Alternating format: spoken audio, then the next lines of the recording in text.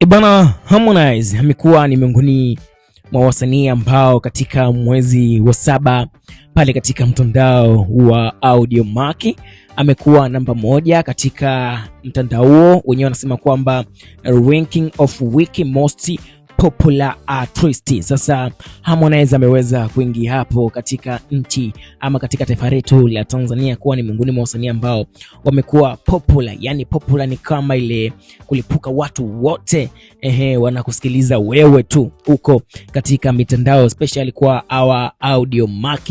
Na hapo ukitizama kwamba Harmonize amekuwa ni namba 1 kama yeye mwenyewe anavyosema kwamba Harmonize is number 1. Of course, sasa hapa ndo kitu ambacho kinachoonekana hapa kwamba kwa mwezi huo wa 7 uliopita ya kwamba kupitia ule mtandao wa platform ya Audiomack, Harmonize amekuwa kwenye zile ranking of this week most popular artist, na hapa amekuwa nafasi ya kwanza, nafasi ya pili ikishikwa na msanii Mario, lakini hapo kitizama nafasi ya 3 inashikwa na Kirungi mwenyewe. Hapa tunamzungumzia Mbosso kutoka pale Mbosso Kani Music. So umekuwa ni miongoni mwa mwezi mzuri, mwezi wa 7 uliopita kwa Harmonize. Na ukitizama kwa mwezi uliopita, mwezi wa 7, Harmonize aliweza kutoa kazi ambazo zilikuwa zinasikika sana huko katika mitandao ya kijamii, lakini pia kazi zake Harmonize zilikuwa zikisikika sana huko katika mitaa inaongea.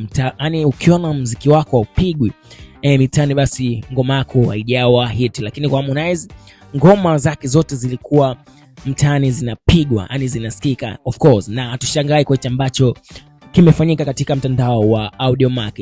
Of course, subscribe katika YouTube channel yetu ili kuanza kupata taarifa zote muhimu za kiburudani. Mpaka pale baadaye kwa habari zaidi.